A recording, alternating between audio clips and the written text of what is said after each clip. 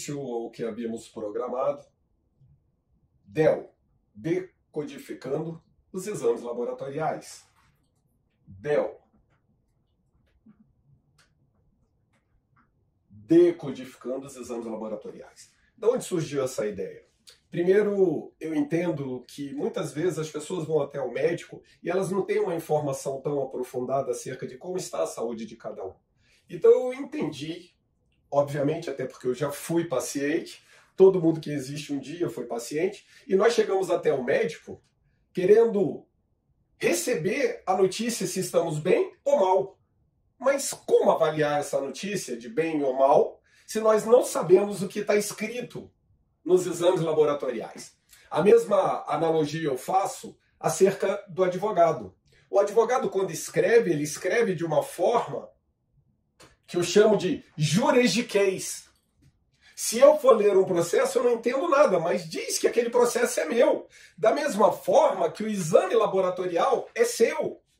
Então você deveria entender sobre este assunto, quando na realidade quem entende é o médico. Mas eu quero trazer luz àquilo que está em trevas, àquilo que estava escuro, aquilo que outrora a medicina, de mais de 3.000 anos atrás, já trazia para a gente. Então nós tivemos essa ideia de decodificar os exames laboratoriais. E decodificando os exames laboratoriais, é impossível que eu não traga à minha mente acerca de Deus. Deus, na sua infinita misericórdia, bondade, na sua capacidade criativa, ele fez lá no Éden. Diz lá em Gênesis, eu gosto de usar Gênesis, é o início de tudo, e nós estamos hoje começando o DEL, para a glória de Deus.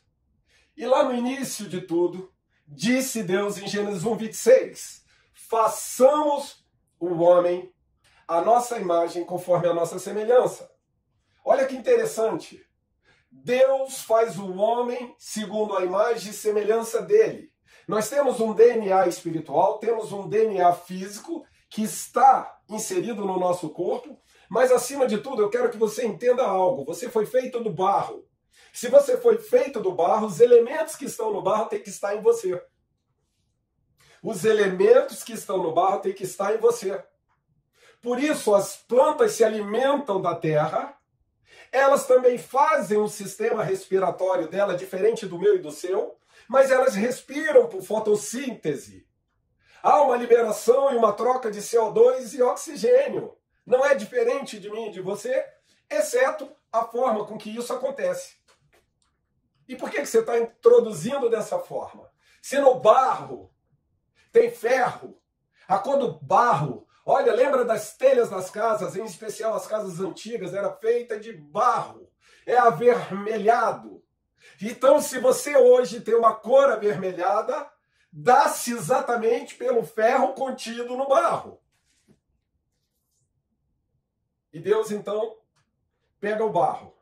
E esse mesmo barro, se você for investigar e procurar no teu corpo, ainda que seja em mínimas doses, você vai encontrar, inclusive, ouro. Somos um tesouro ambulante. E dentro disso, desse aspecto, eu quero trazer para você a primeira explicação quando eu peço o exame laboratorial. E o primeiro exame que nós pedimos é o que chamamos de hemograma completo. Completo. Por que completo? Porque poderia pedir apenas uma das partes do hemograma. Mas nesse momento estamos pedindo um hemograma completo. Você que tem o seu exame em mãos e pode acompanhar conosco. O sangue ele é dividido numa parte sólida e numa parte líquida. 45% do sangue é líquido. É feito de proteínas, é feito de hormônios, é feito de substâncias outras que não as células, que são a parte sólida. Então presta atenção comigo. O hemograma completo, ele é subdividido em eritrócitos ou hemácias, ou aquilo que a gente chama de glóbulos vermelhos. Ele também é subdividido em leucócitos ou glóbulos brancos. Eri significa ferro. Por isso, eritrócitos, glóbulos vermelhos. Ele tem a cor do ferro. Glóbulos brancos, por isso leuco. Leuco significa branco.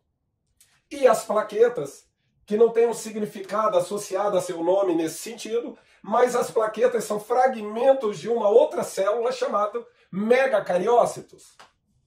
Mas você está sendo muito profundo, não? Eu quero agora esmiuçar isso para você trazer isso para a sua vida e tornar isso prático, e você ter um entendimento mais lógico acerca da sua saúde. Então, no exame, a primeira porção que nos aparece é o eritograma. Eritograma. É a parte dos glóbulos vermelhos. No eritrograma, essa parte dos glóbulos vermelhos começa nos trazendo a quantidade de glóbulos vermelhos que temos. Eu estou com um exame aqui aleatório, não vou colocar nome, nada, mas este exame, este paciente, tem 4.690.000 glóbulos vermelhos por milímetro cúbico de sangue. Primeira pergunta. Onde são criadas estas células que estão dentro do nosso sangue? Todas, sem exceção, são criadas na medula óssea, nos ossos chatos do corpo.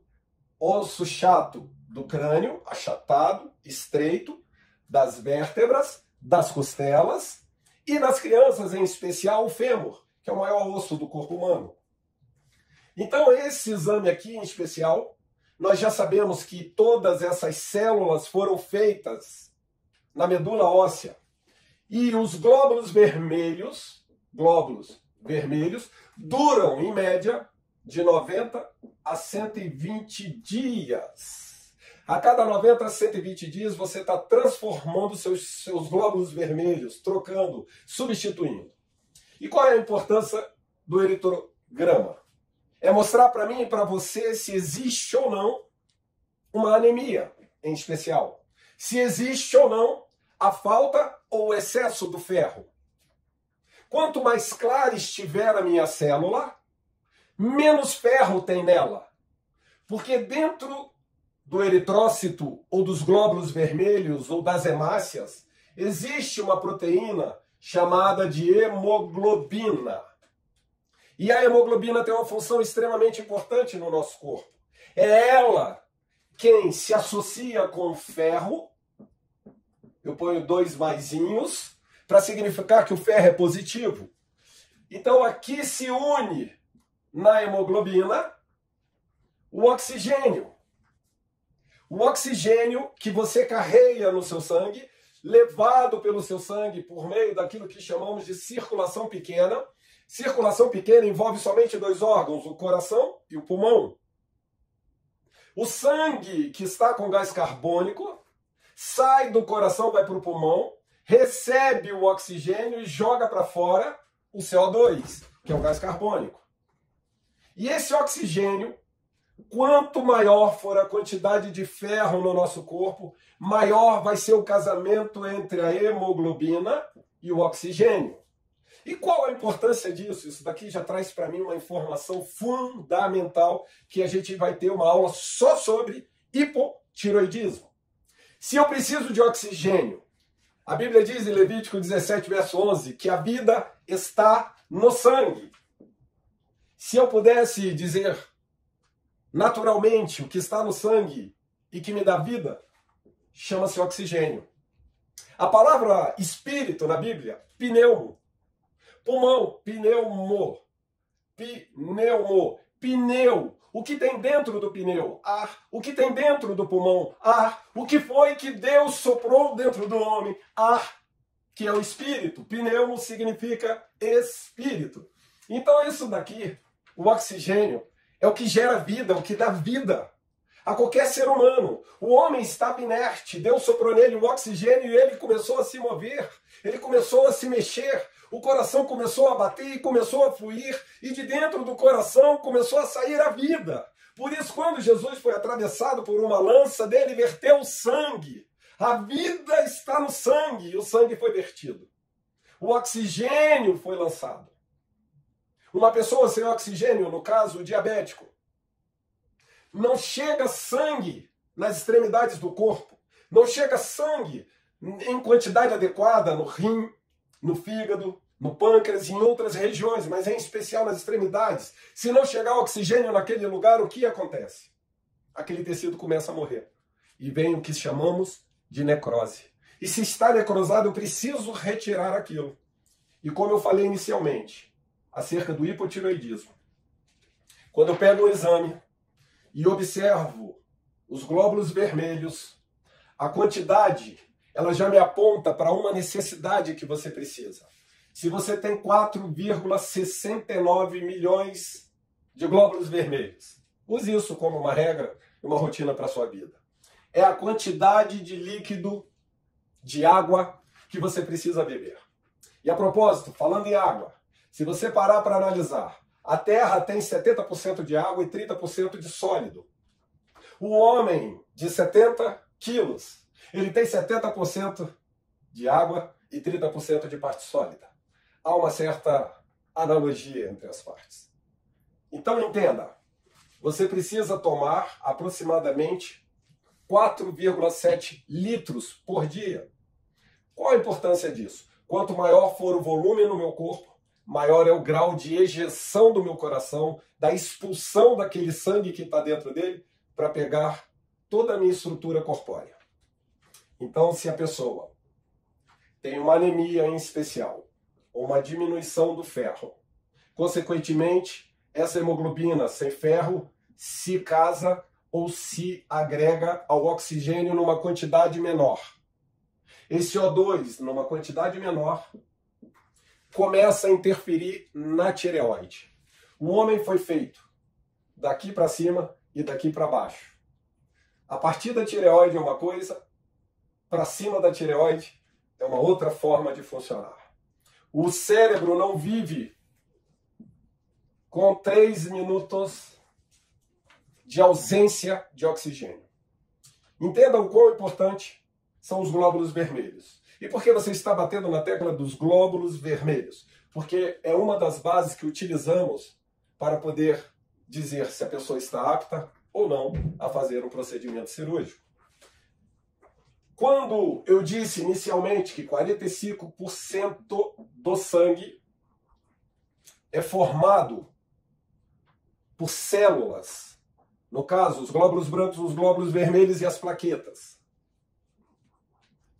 Existe, quando eu retiro o seu sangue da veia e coloco para centrifugar, uma parte vai se tornar líquida, outra parte vai se tornar sólida. Essa parte sólida, o que está no fundo do tubo de ensaio, são os glóbulos vermelhos. E isto nós chamamos de hematócrito.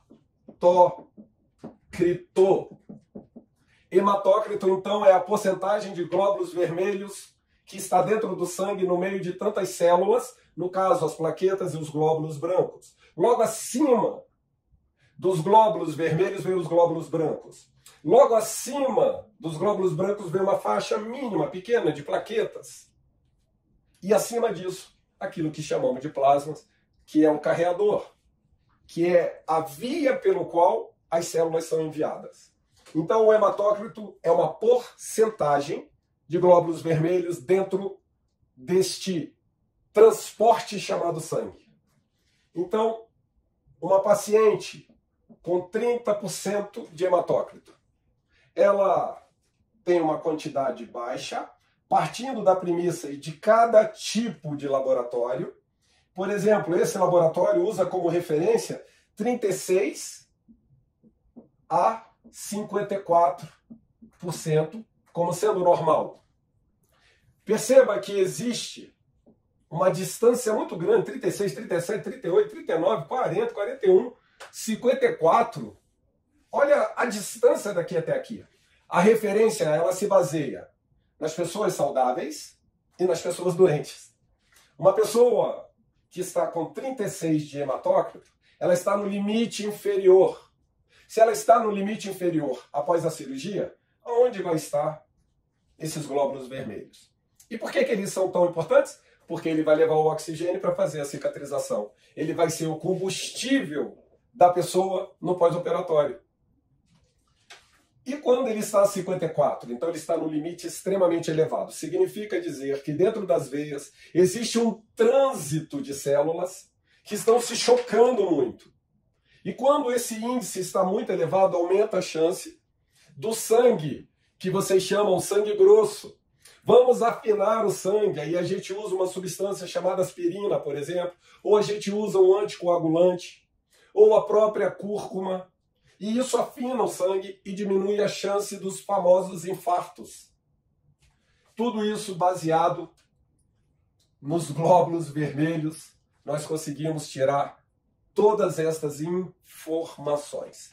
E quando, eu quero fechar os glóbulos vermelhos hoje, e quando você chega no índice de RDW, que a gente chama, que é o índice que mostra a qualidade da hemácia do glóbulo vermelho, no tamanho e na coloração. Então perceba que um único exame me traz inúmeras informações acerca de um paciente. Por isso, uma forma que eu tenho de ajudar você, principalmente você, mulher, nunca opere com hematócrito baixo. Primeiro que a mulher naturalmente já tem um hematócrito mais baixo do que o homem. Primeiro motivo, a mulher menstrua. A mulher menstruando, ela perde sangue. Perdendo sangue, ela perde ferro. Perdendo ferro, ela diminui a associação com o oxigênio. Eu vou apagar isso aqui.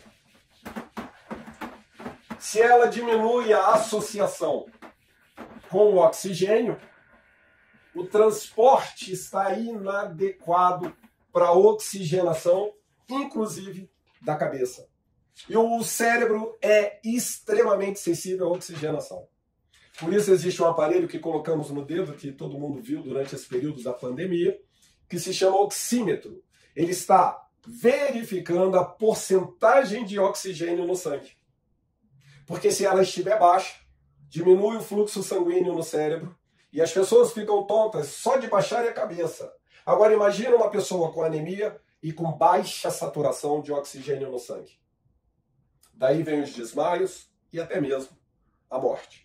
Quando está abaixo de 74, 80, nós chamamos isso de dessaturação. E dessaturação precisa uma intervenção. Muitas vezes é aquilo que chamamos de intubação. E a intubação conecta-se a um aparelho que vai ter a oxigenação restaurada, restabelecida. Se você não interromper essa baixa de oxigênio, isso consequentemente levará a uma parada cardíaca. E algumas vezes a gente escuta umas estupidez na televisão. Fulano morreu de parada cardíaca. Eu não conheço ninguém que não morra sem que o coração pare. Todo mundo que morre, morre de parada cardíaca. Como consequência, uma parada respiratória. Da mesma forma, quando eles falam autópsia. Autópsia é algo que eu faço em mim mesmo. Então eu estou morto me cortando para ver do que eu morri. Necrópsia é aquilo que eu faço no morto, para verificar a causa da morte. Então, um único exame hoje, eu consegui ver se você tem anemia, se o hematócrito estiver baixo, se as cores das hemácias estiverem muito claras, eu digo que você tem pouco ferro, e pouco ferro significa uma perda grande ou uma ingesta pequena. E algumas pessoas que têm alteração no seu intestino, acaba não absorvendo nem aquilo que come.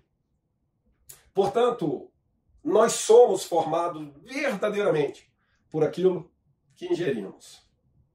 Aquilo que traz prazer pela boca pode ser que cause um dano ao seu corpo. Um dos motivos de fazer os exames é saber como você está naquilo que chamamos de série vermelha. Se você está com a série vermelha baixa, você está reprovada para fazer uma cirurgia. Se a sua série vermelha está elevada, eu tenho um conforto maior para poder proceder à cirurgia e dar uma elasticidade, inclusive na quantidade de gordura que eu retiro no caso das lipoaspirações. Por isso, jamais em toda a nossa vida operamos um paciente que tenha uma quantidade de sangue baixa. No caso, os glóbulos vermelhos. Esse foi o nosso primeiro dia somente falando de glóbulos vermelhos. E não falei tudo ainda. Mas fica a dica. Procure sempre um médico que tenha consciência acerca de glóbulos vermelhos, de um hemograma completo, glóbulos vermelhos. Na próxima etapa, falaremos dos leucócitos e das plaquetas. Ótima noite. Deus te abençoe.